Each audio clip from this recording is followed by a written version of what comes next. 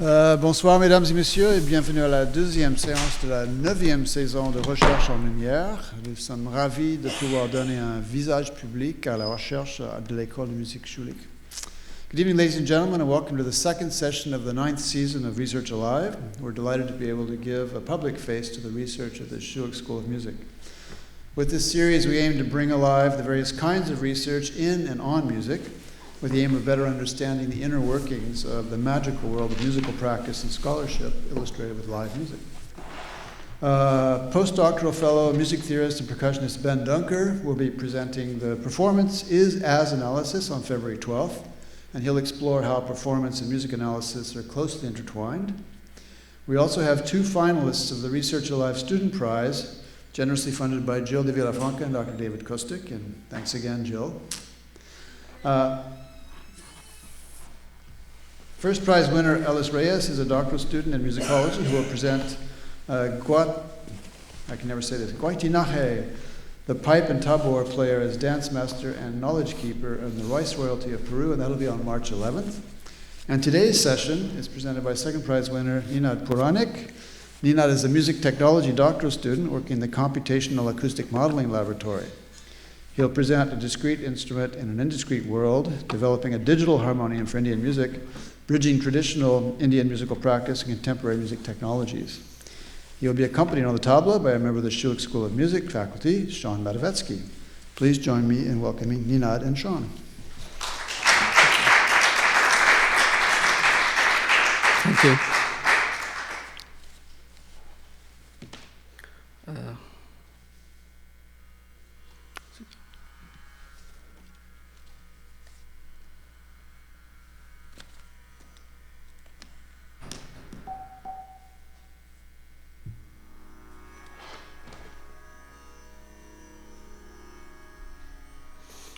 Hello everyone, bonsoir et bienvenue à tous.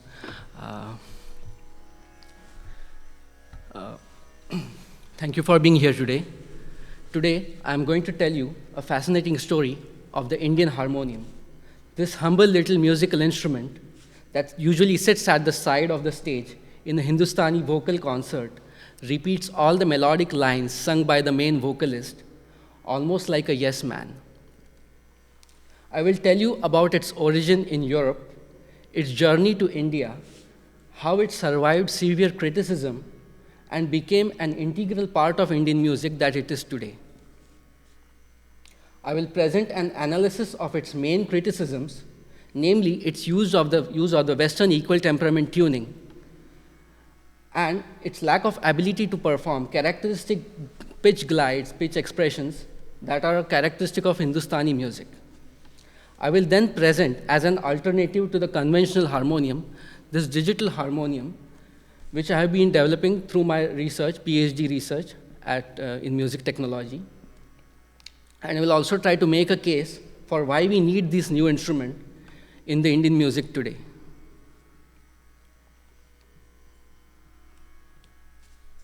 I come from a region in Maharashtra, in India called Maharashtra. This region has a long tradition of Sangeet Natak, which literally translates as musical theater. We may consider it as Maharashtra's version of an opera. In a typical Sangeet Natak, the show starts with a song called Nandi, which invokes God to bless the show with success. So let me introduce to you the two heroines of today's show, the physical harmonium and the digital harmonium, through a popular Nandi.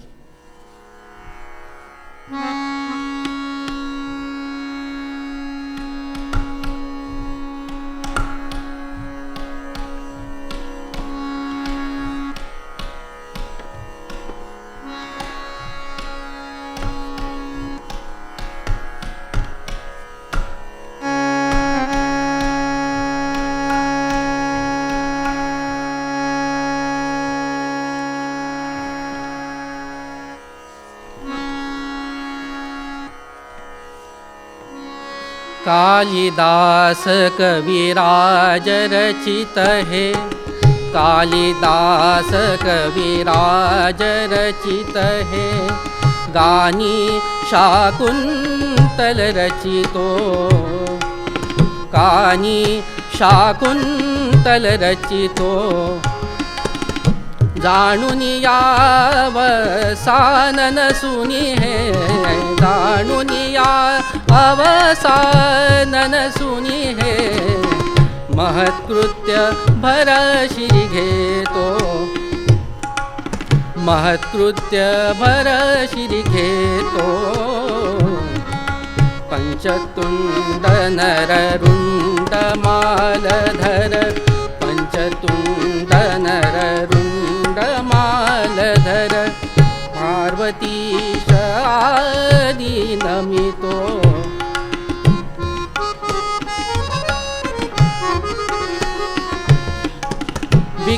विघ्नवर्गनग भग्न कराया विघ्नवर्गनग भग्न कराया विघ्नेश्वर गणपति मगतो विघ्नेश्वर गणपति मगतो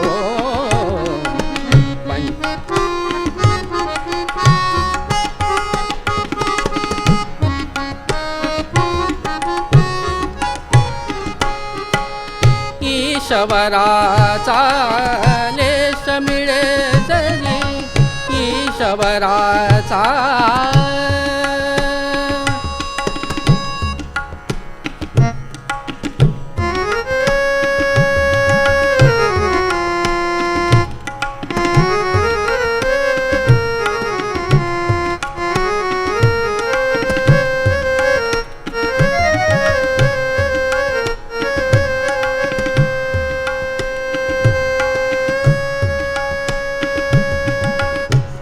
ईशवराचा लेश मिळे जरी मूढ यत्न शेवटी जातो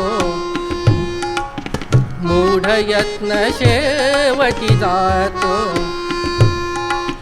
या न्याये बलवत कवी निजवा पुष्पी रसिका जन करीतो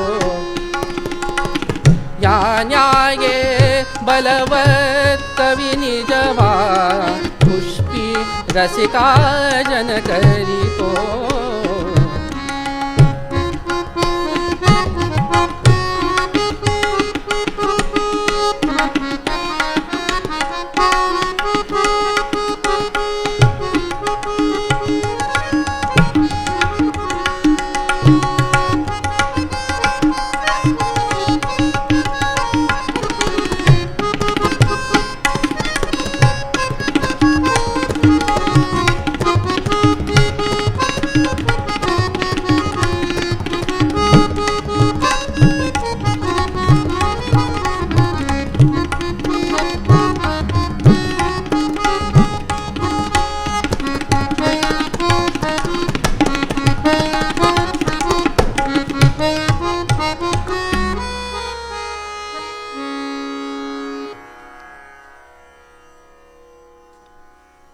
Thank you.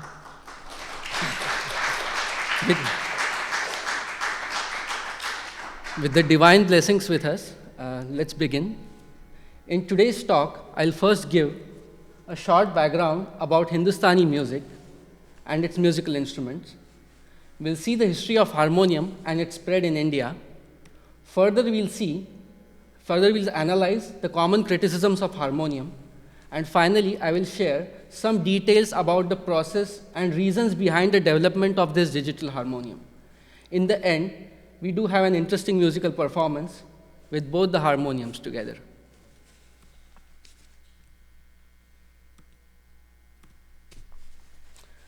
So a quick primer about North Indian music. Hindustani music is based on the concept of a raga. It's a distinct concept that has no equivalence in Western music.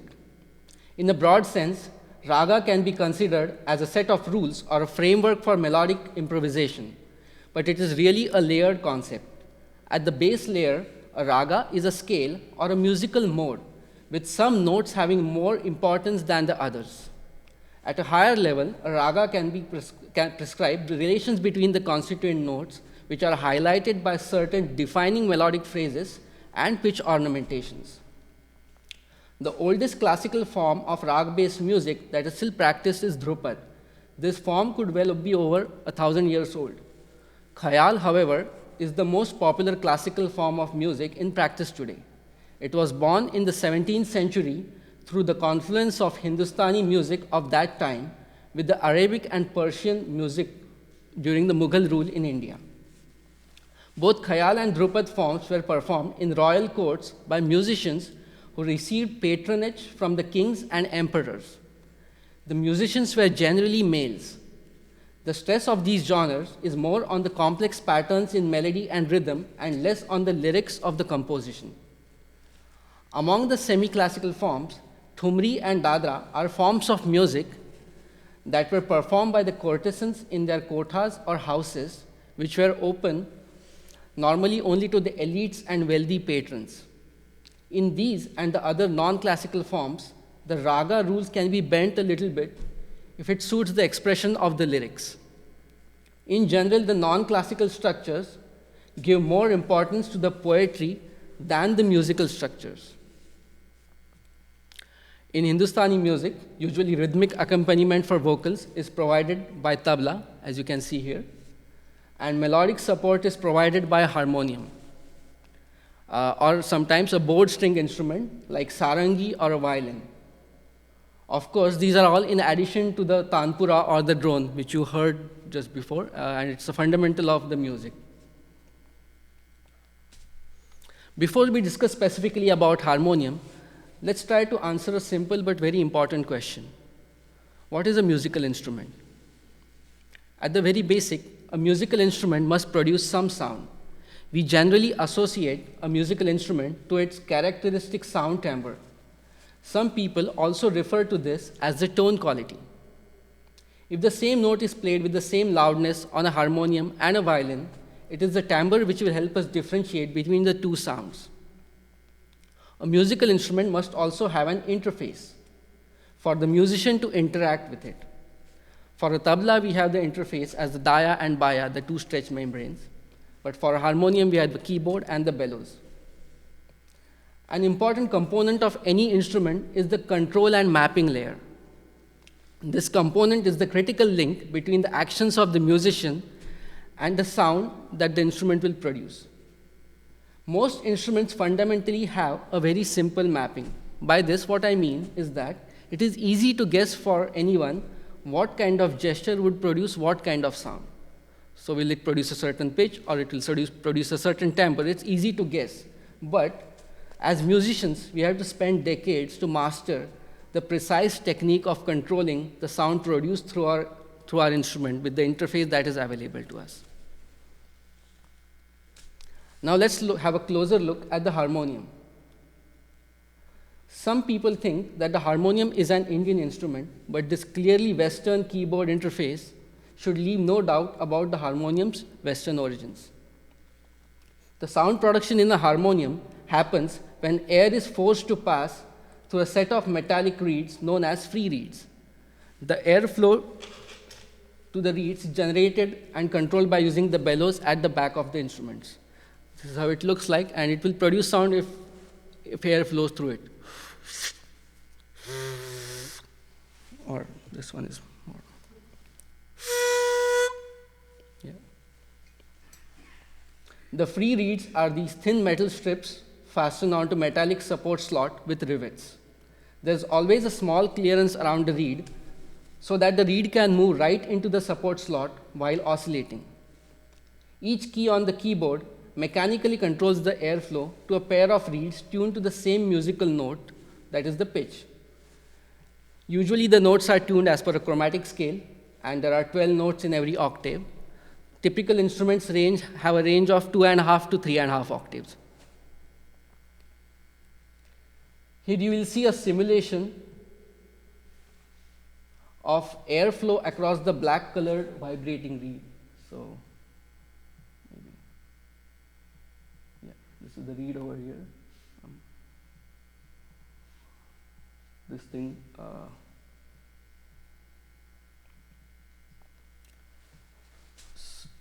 So the reed vibrates when the pressure difference is applied across it. The pressure difference tries to push the reed into the slot, while the reed spring action tries to restore its original position. The pressure difference also causes air to flow through the gap between the reed and the slot. The moving reed changes the aperture size, which creates a localized pressure fluctuations around the reed that set up self-oscillations in this system. Although we see the reed vibrating at a constant frequency, it is the fluctuations in the airflow which we will perceive as the sound. These fluctuations contain a very high number of harmonics, giving the free reed its characteristic rich timbre. One key thing to remember is that due to physical phenomenon involved, the pitch of the sound produced by a free reed predominantly depends on its length, which cannot be varied while playing. The harmonium belongs to this family of instruments known as the free reed instruments. They may not be as popular as the brasses or the woodwinds and the strings, but free reed instruments are a huge family, with each instrument having its own niche in world music. The members of these family have very cordial relations, but they almost never perform together. While the Asian free reed instruments, namely the sheng, shou, and can, the ones at the top three, they have existed for more than 1,000 years.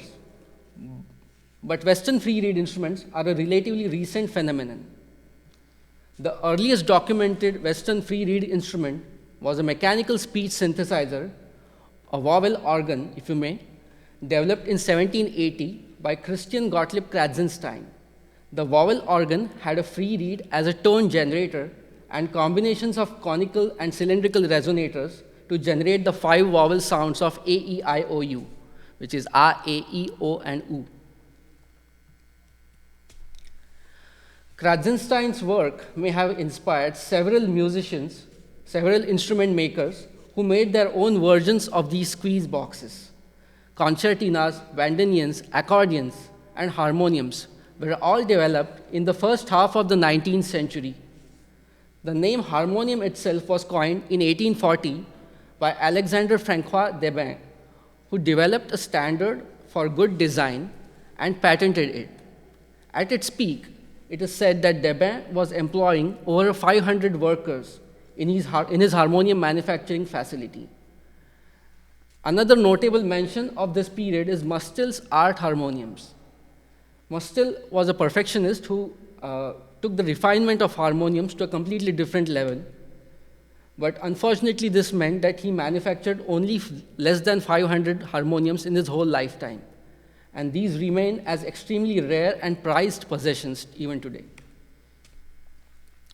Now, one might think that the Western keyboard and harmonium were thrust upon the Indian musicians by the British colonists. Quite the contrary. It was, in fact, some British musicologists who were at the forefront in opposing the use of harmoniums in Indian music. The instrument was first introduced to India by the Portuguese and the British settlers in Goa and Bengal, respectively.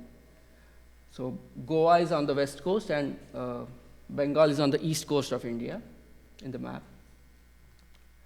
The instrument remained mostly restricted to the use in churches and Western orchestras of the Europeans and some elite locals who had close relations with the colonists. The instrument presented several advantages when compared to the then popular Indian string instruments. It did not require frequent tuning. It had a fairly loud sound, and it was relatively easy to learn, at least in the beginning. For the non-classical forms, where intonation accuracy of the instrument was of lesser importance, the instrument was gradually adopted as an accompaniment due to its practical benefits. A critical turning point came when the harmonium started being commonly used in the Natya Sangeet or musical dramas in Maharashtra. We heard one of the Natya Sangeets in the beginning. Through the touring drama troupes, the instrument, which was till then restricted to the urban centers, spread across the breadth of the nation, including the rural areas. What is more important is that the compositions of Natya Sangeet were many a times based on khayal and thumri compositions. The audiences for the musical dramas and the khayal concerts were frequently the same people. So in some sense, the harmonium accompaniment in Natya Sangeet primed the ears of the audience for harmonium accompaniment in khayal.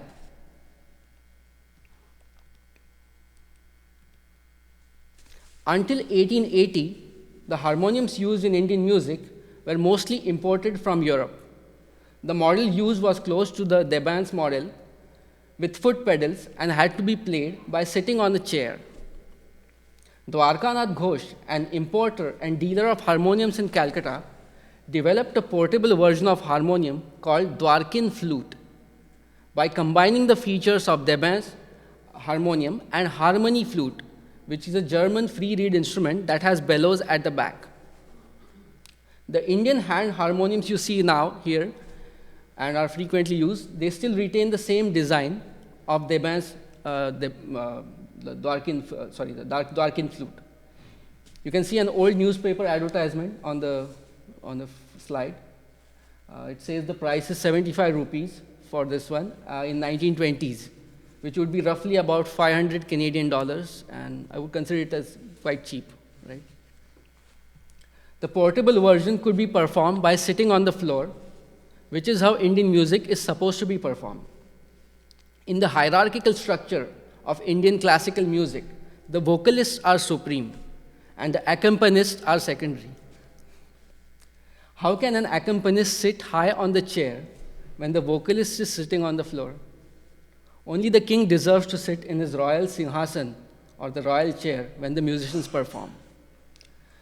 The portable hand-bellowed harmonium paved the way for harmonium's entry in classical khayal. It was precisely the use of harmonium in classical khayal that has attracted the maximum criticism of this instrument. Since harmonium started its foray into the khayal territory, it faced severe criticism from the Indian and Western musicologists. Even while it was being vilified by strong terms such as a bane of Indian music, the harmonium, and the best one is harmonium, its popularity continued to rise amongst its practitioners, despite the criticism. As a means to stop the complete destruction of Hindustani music from the onslaught of harmonium sound, the British-owned All India Radio decided to ban the use of harmonium on all its broadcasts. This was very significant at the time, since All India Radio was the largest employer for Indian musicians, including harmonium players. In the photo, you can see harmonium players performing last rites of two harmoniums, which they in fact buried after the ban was announced as a protest. This ban stood the test of time even after India got its independence. Harmonium was finally allowed on All India Radio in 1972, but only as an accompaniment. In 2017, a solo harmonium concert by Pandit Ravindra Katoti from Bangalore was broadcast on a national program as an experiment. The experiment was never been repeated. So till now, this remains the solo harmonium concert on All India Radio national broadcast.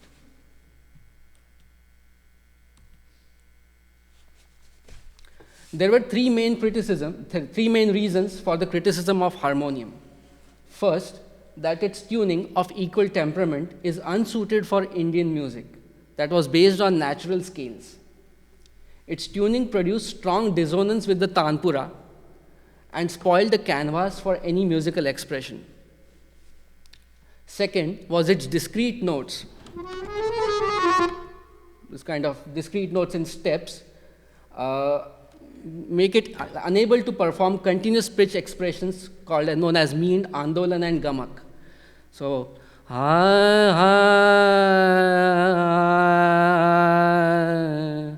so expressions like this cannot be done normally on a keyboard instrument and never on a free reed instrument also.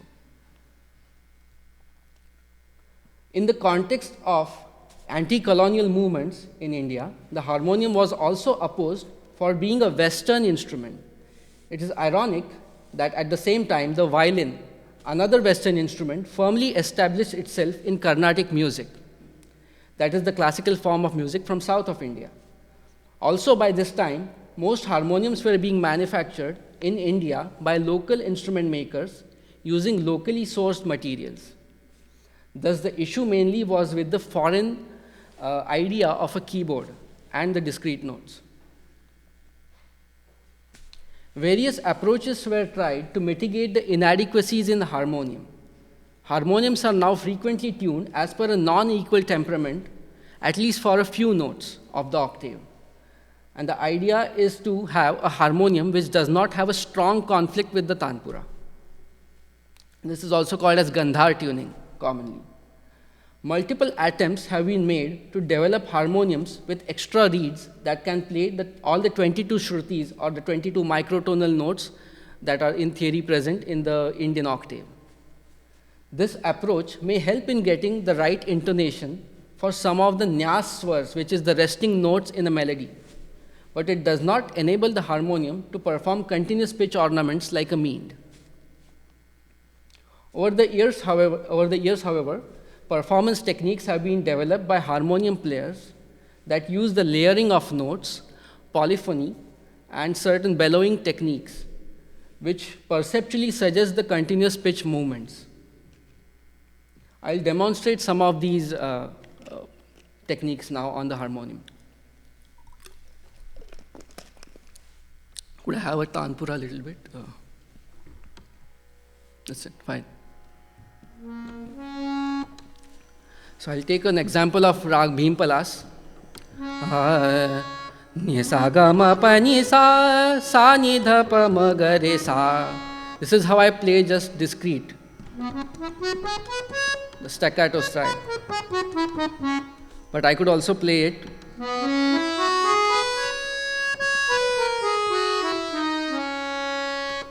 And it's conventionally, if you think about vocal, which is very prominent in Indian music, any vocal song, any composition will have consonants and vowels.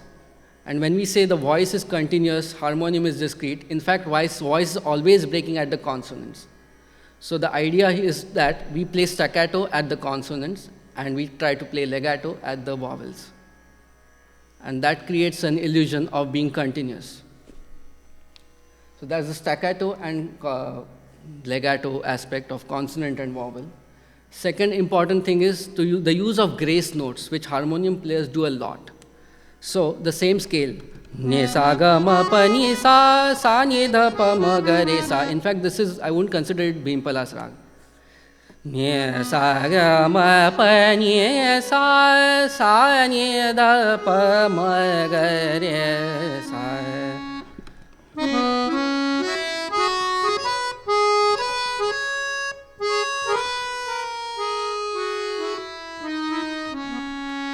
Biraj me dhuma machayo shama.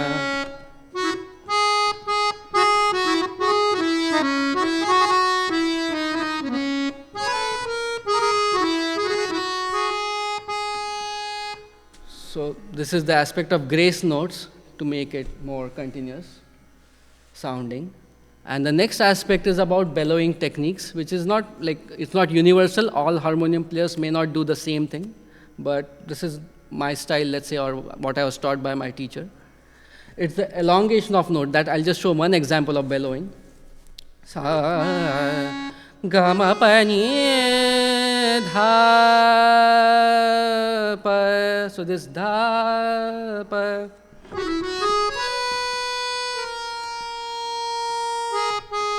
So if I just play the dha without any special bellowing,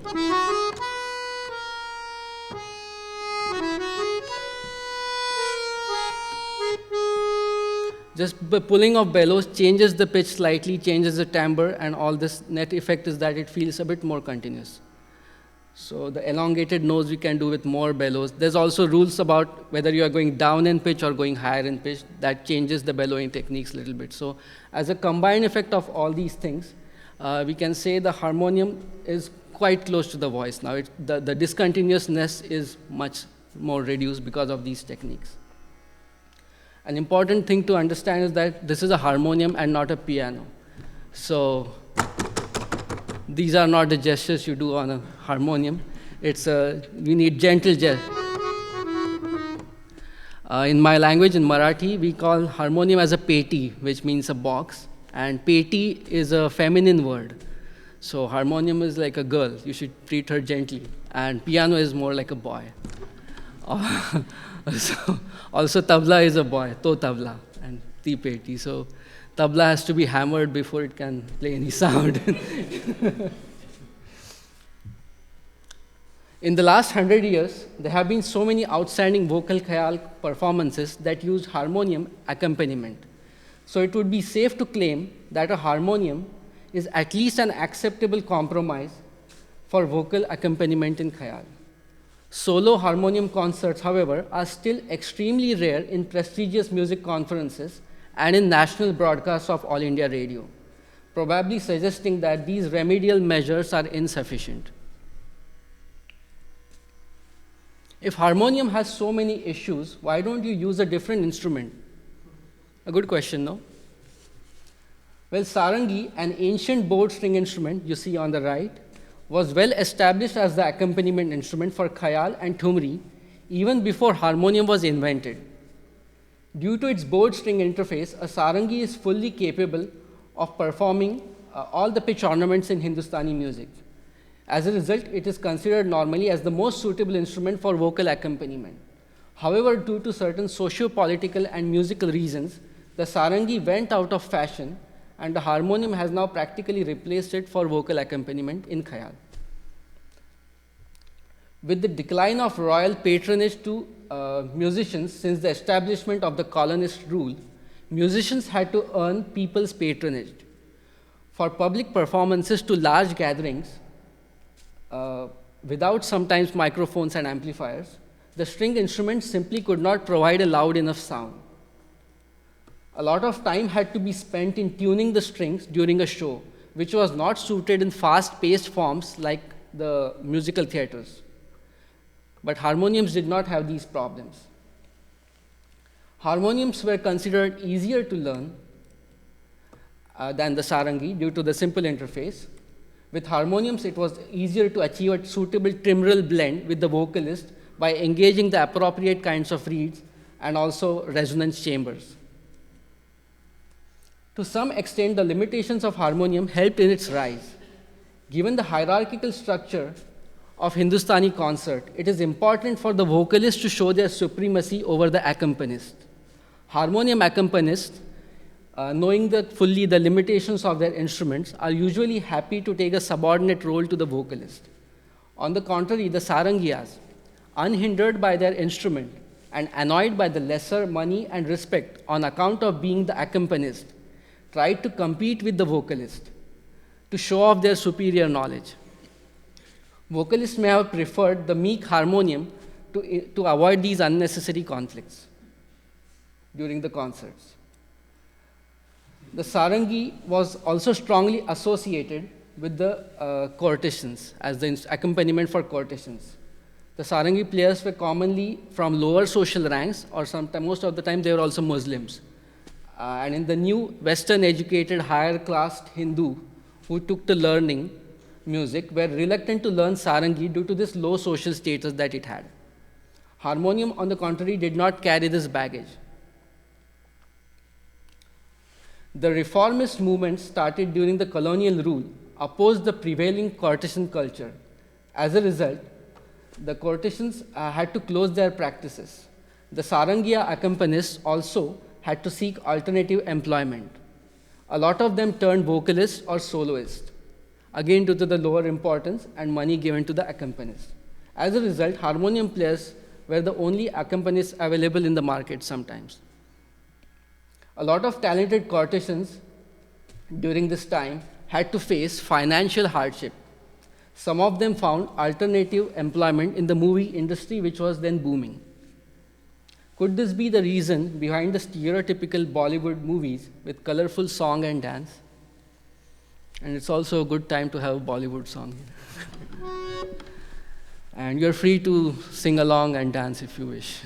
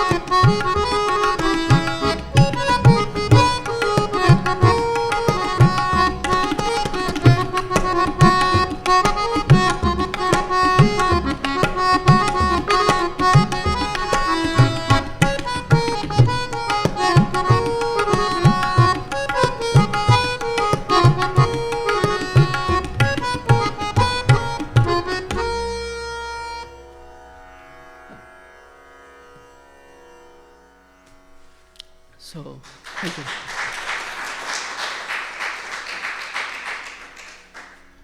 So in this research alive talk, we are at a point, we are mostly done with the alive part, and all that is left is dead cold research.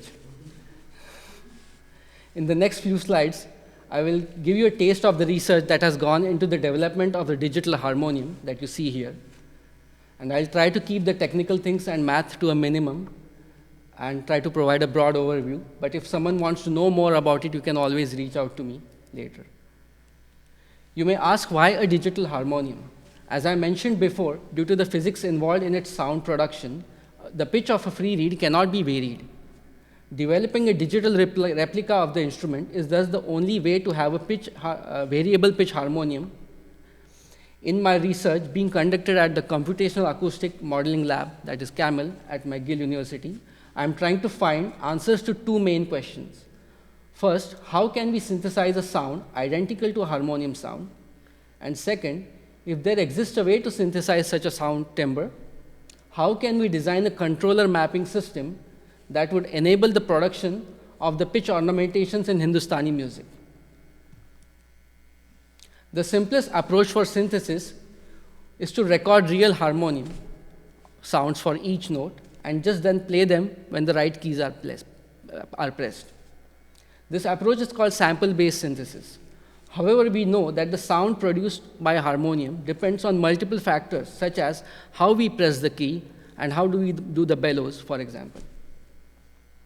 To have a good sample synthesis then, what we would need is to carefully record each sound, each note, let's say 100 different samples with different bellow levels and different techniques of the key press. And it's quite a tedious job.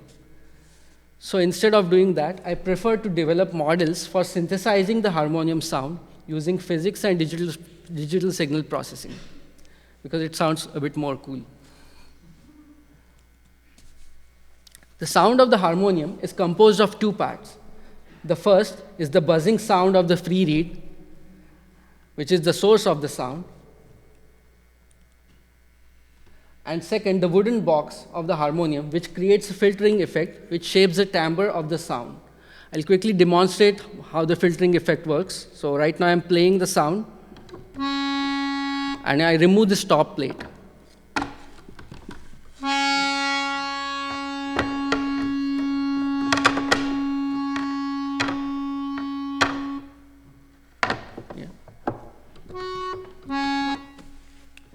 source filter models have been famously used in human voice analysis and synthesis.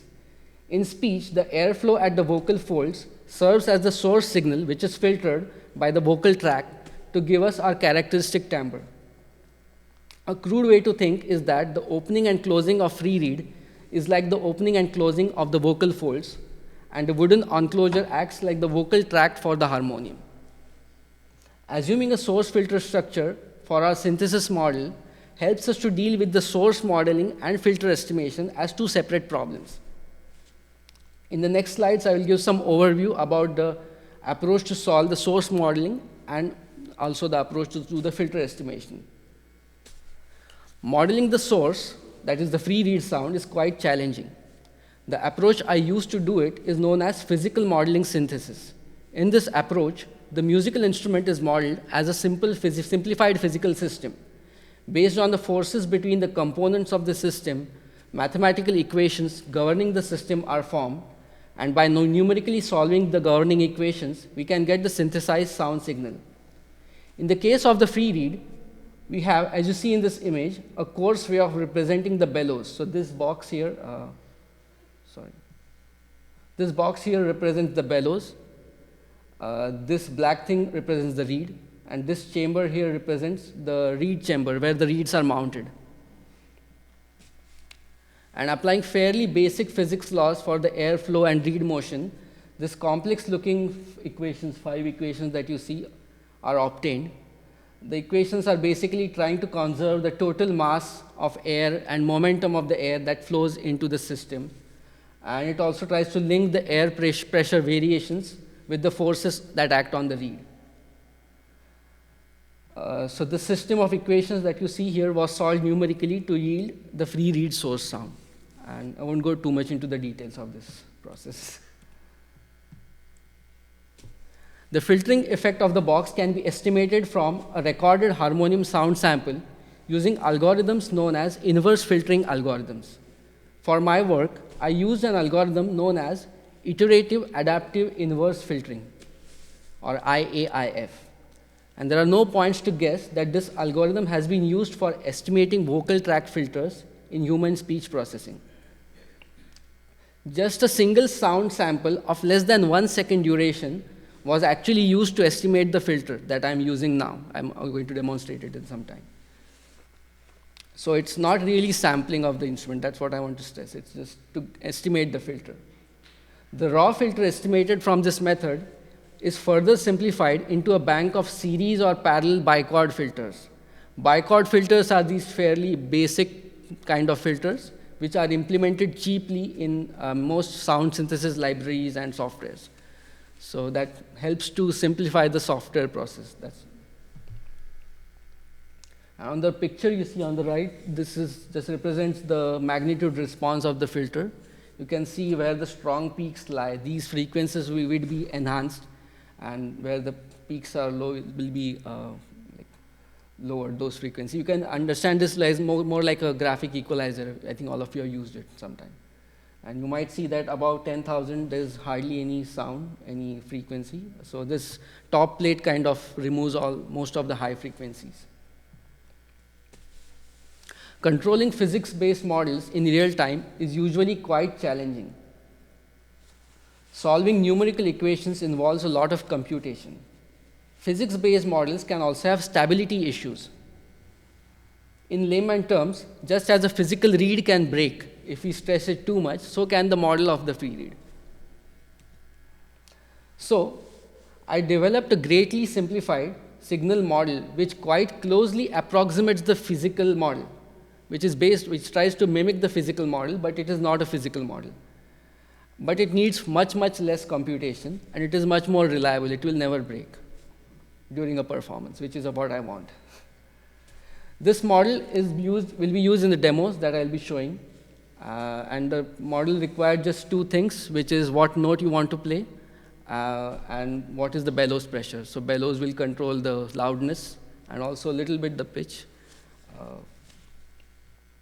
So if during the performance on the digital harmonium, if we vary the pitch while making the sound, what you get is a glide.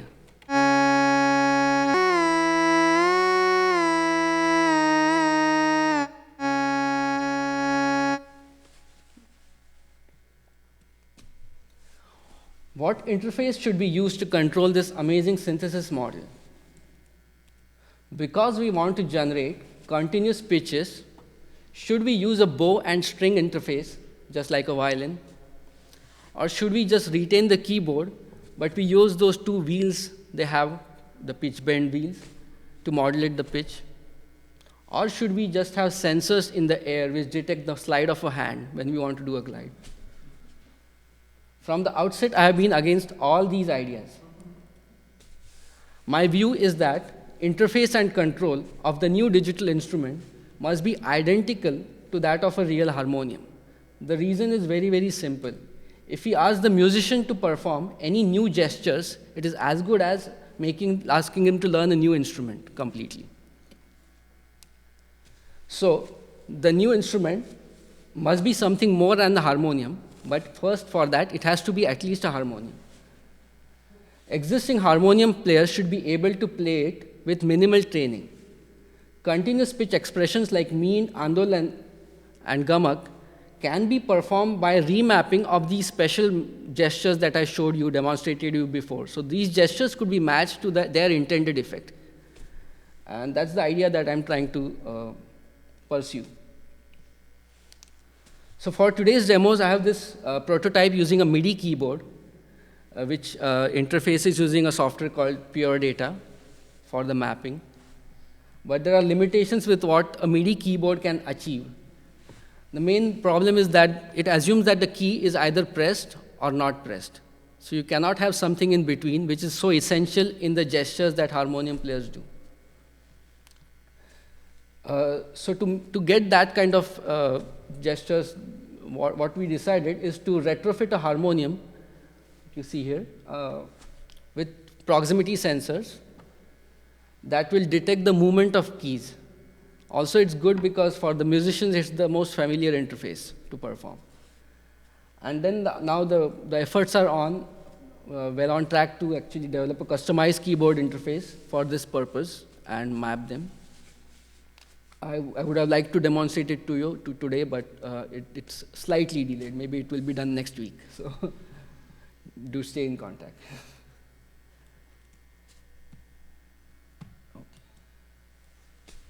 So to conclude, I would do a quick summary of today's talk. We traced the history of harmonium from its origin in Europe and the introduction to Indian music to the subsequent ban on All India Radio. We saw why the invention of portable hand harmonium was so important for using it in khayal form. And we also saw the important socio-political and musical reasons for the general acceptance of this instrument despite its known deficiencies. We analyzed its most important common criticisms about the tuning and the ability to produce pitch glides and ornamentations. And we also saw some techniques that harmonium players do to remedy them. Finally, I attempted to present my research on free reed sound synthesis for developing a digital harmonium.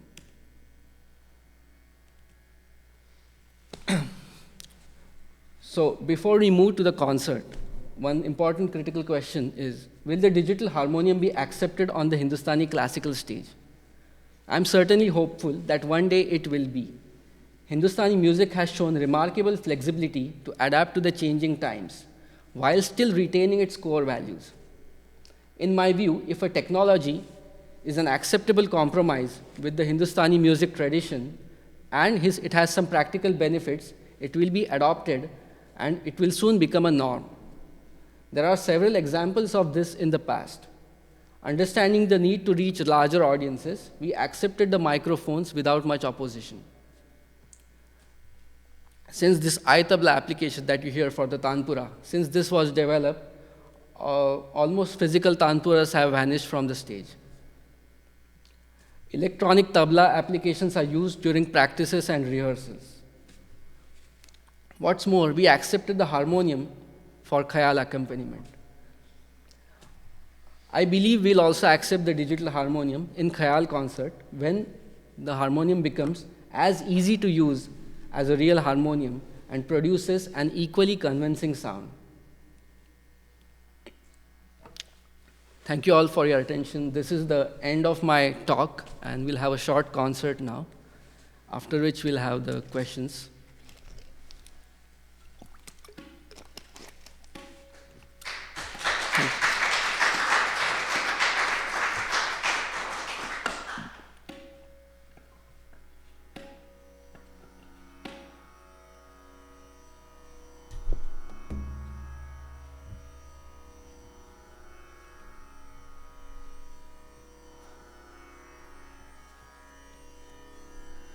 Are you hearing the Tanpura or no? Yeah.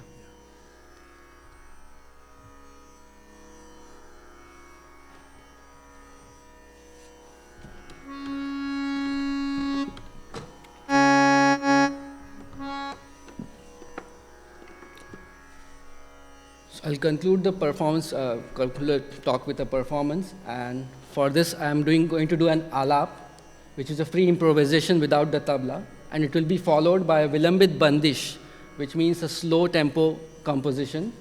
It is composed by the renowned vocalist Ashwini Bhide Deshpande. You can see her photo here. She was recently awarded one of the highest civilian honors by the Indian government, just a few days back.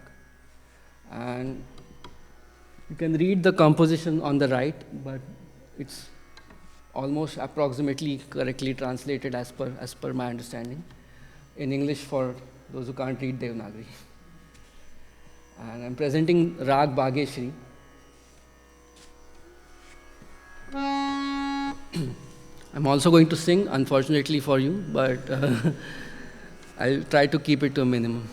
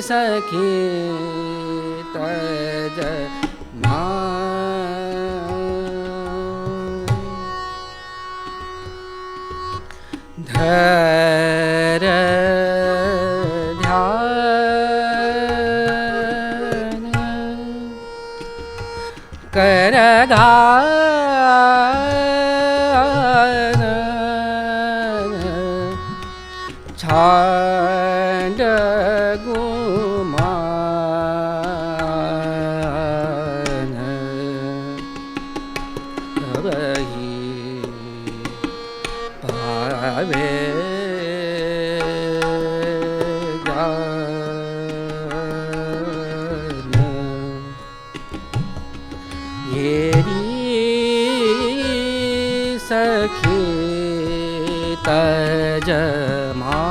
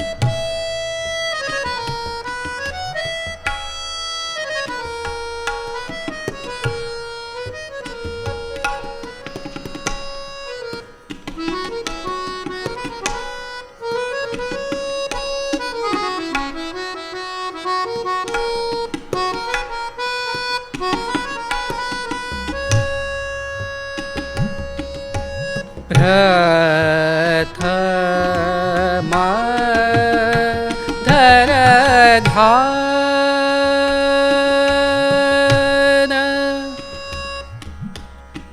शरण एक सूरजा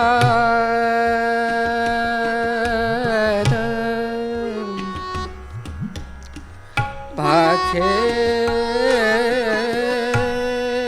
सर्व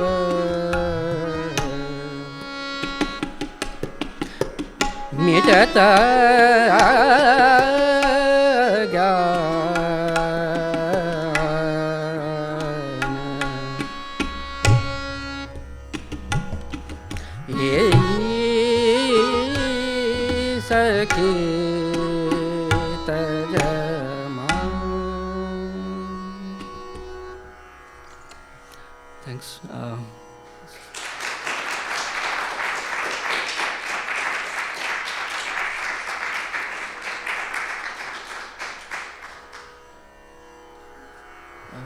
Thank you for being attentive. Just before we go to the questions, I would also thank Sean for his generous accompaniment, agreeing to for accompany today, and also Jill and David for this initiative, and Stephen for coordinating everything. Also the jury for accepting this presentation for today. And last but not least, Gary, who has been supportive throughout from the beginning, and also all my teammates from, or colleagues from Camel. Thank you.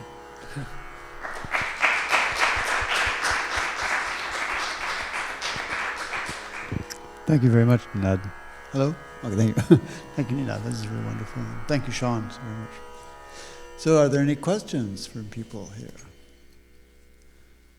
Many interesting things. Hi, thanks for the talk. I was wondering what the second keyboard was being used for. Okay. It's basically, I don't still have implemented any bellow system. So the space bar is my bellows here. And there's a key called B, which turns off the bellows, like it turns on automatic bellows. If I don't want to do the bellow, but if I press it, it leaks air. And if I press more keys, so. And if I can ask one more So thing? it's basically the bellowing, and there's one special key which turns on the continuous pitch mode. That thing. So. And the other thing I wanted to ask was, have you thought about like extending any of the available gestures on your digital harmonium? Like for instance, the bellows don't really have that much influence. Like you could make it more sensitive than it typically is on a standard harmonium. Have you thought about that at all? Could be, but right now I'm just thinking about getting it close and close to the real harmonium, and then that's the point when I would more like to experiment with a lot of things. But the models are there, and I'll probably also open source most of them, so you can play with them. Thank you. Comments?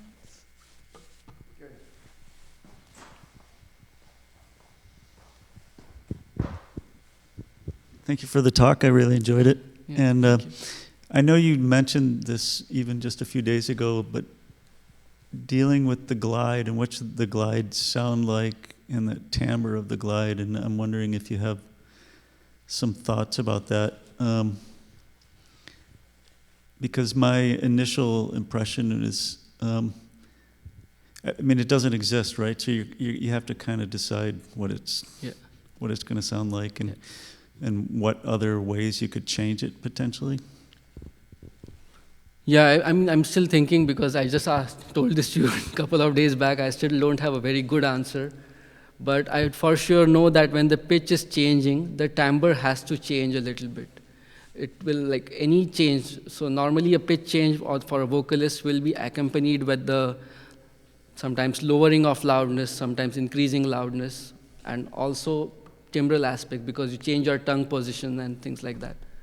So exactly how to do it convincingly on a harmonium is still unclear to me. What I'm trying to go for is to create similar effect as the slide of a finger, of your fingers on the board string instruments. And if I can manage that, because they are still like the ideal for me. Sarangi would be an ideal, but just when it's doing glides. Otherwise, no. Otherwise, this is fine. So it's like the switch between the two is very weird. For now, what I have done is like that's an interesting point that I could just tell because we have time. So when I say the reed and the filters, so in fact I estimated filters for a bunch of different instruments, different models of harmonium. And I also did it for bandoneon actually, and try to mix the sounds and see what sounds best. So maybe I'll just show quickly one of these things. It could be slightly loud.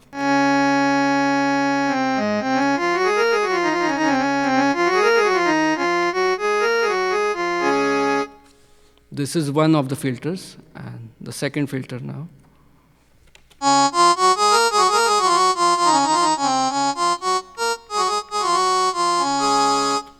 And this is from a different harmonium. And what I'm doing right now for the glides that you heard is that I'm changing the proportion of the filters while I'm doing the glide, just to create a small timbral change, to make it little more natural. I don't know how good it still sounds to you, and also it's dependent on the speakers and a lot of things. So if it's not sound good, I'll blame it on them. But yeah, so that's my thought right now into the question that you saw. Any other questions? I have a question. Oh, Joshua. Thanks so much, Nirad. I'm curious if you have thought about trying to have this interface and system accommodate the 22 Shrutis, or if Indian classical music has moved beyond this fight of trying to fit the old system into contemporary instruments. So, I mean, I could do a quick demo first.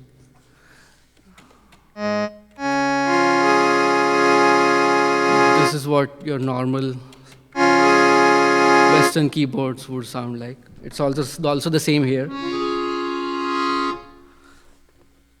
But for the rag that I played, I was using this tuning. It's just a small number which I have to change inside.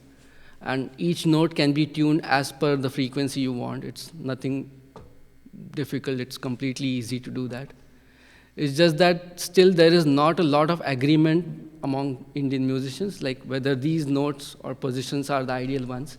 I showed you a photo of Vidyadhar Oak's 22 Shruti system. He has like a lot of books written on this topic, and he has also given some mathematical ratios.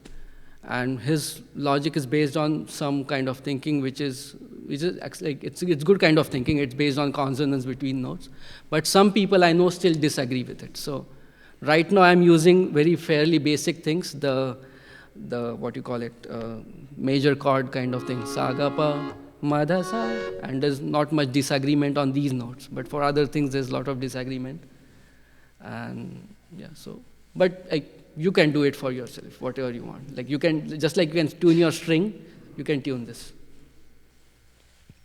I have a question about the end product. Are you imagining this more as a software kind of thing, or are you actually trying to build an instrument that would have everything integrated into it that could be eventually distributed? So it's an interesting question, because for me, the end product is just the research papers and thesis.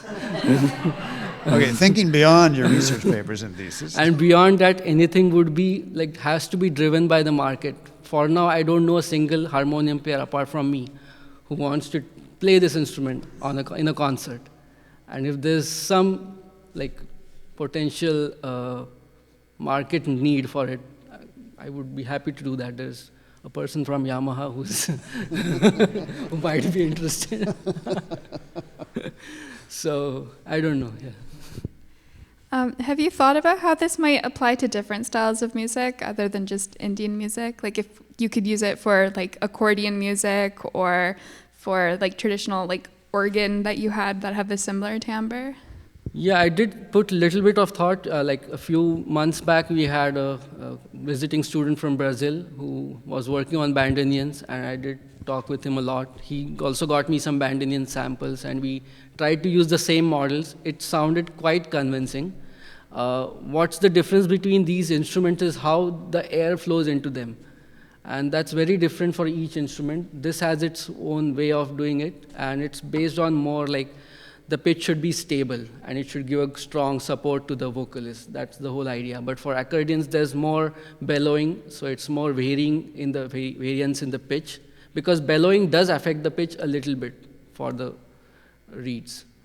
And every instrument will have a different airflow mechanism and technique, and I don't know these instruments. But yeah, I mean, the models can be used though. So. Any other questions?